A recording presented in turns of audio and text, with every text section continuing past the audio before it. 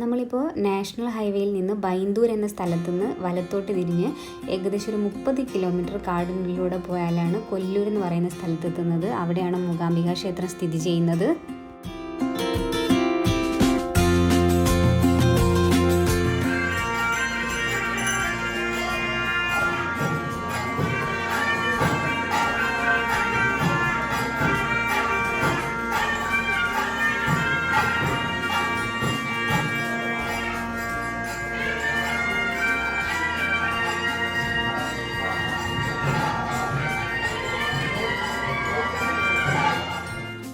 കുടജാദ്രിയിൽ നിന്ന് ഒഴുകിയെത്തുന്ന സൗപർണിക നദിയുടെ തീരത്താണ് മൂകാംബിക ക്ഷേത്രം. മലനിരകൾക്കും കാടിനും നടുവിലായിട്ടാണ് മൂകാംബികയുടെ വാസം. നവരാത്രി കാലമാണ് ക്ഷേത്രത്തിലെ ഏറ്റവും വിശേഷപ്പെട്ട സമയം. ഈ സമയത്താണ് ഇവിടെ ഭക്തജന തിരക്ക് അനുഭവപ്പെടാറുള്ളതും.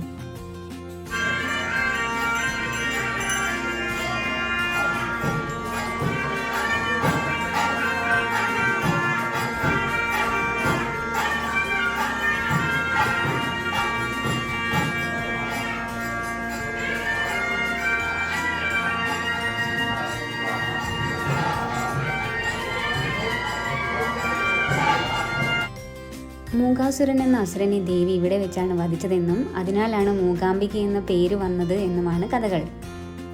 ആദിശങ്കരനാണ് മൂകാംബിക ദേവിയെ ഇവിടെ പ്രതിഷ്ഠിച്ചതെന്നാണ് വിശ്വാസം.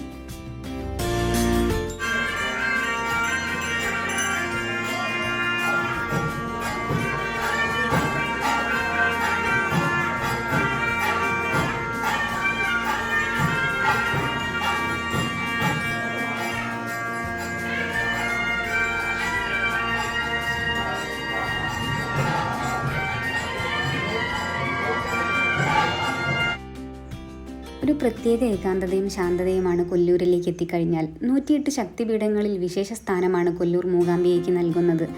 സിദ്ധിക്ഷേത്രമായതിനാൽ ദേവിയുടെ മുന്നിൽ നിന്നും പ്രാർത്ഥിക്കുന്ന കാര്യങ്ങൾ നടക്കുമെന്നാണ് വിശ്വാസം.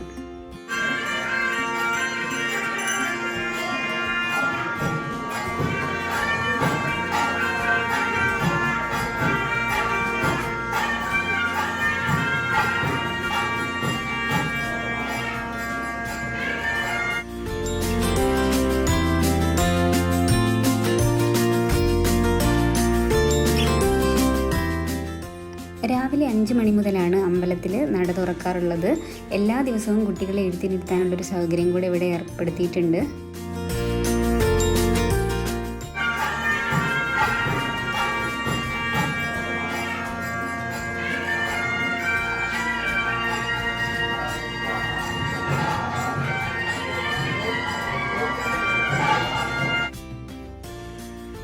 ഒരുവിധം എല്ലാ സാധനങ്ങളും നമുക്ക് ഇവിടെ തന്നെ സൈഡിലായിട്ടുള്ള ഷോപ്പുകളിലൊക്കെ കിട്ടും.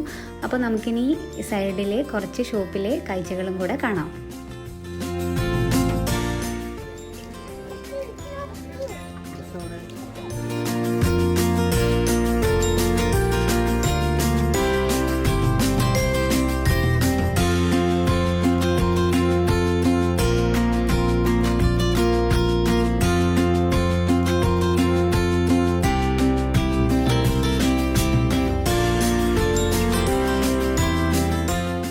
മൂകാംബികയിലേക്ക് എത്തുന്ന ഒട്ടുമിക്ക ആൾക്കാരും ഇവിടെ ഒരു ദിവസം സ്റ്റേ ചെയ്യാറാണ് പതിവ്. തൊട്ടടുത്തായിട്ട് ഒരുപാട് ലോഡ്ജുകളും ഹോട്ടലുകളും അവൈലബിൾ ആണ്.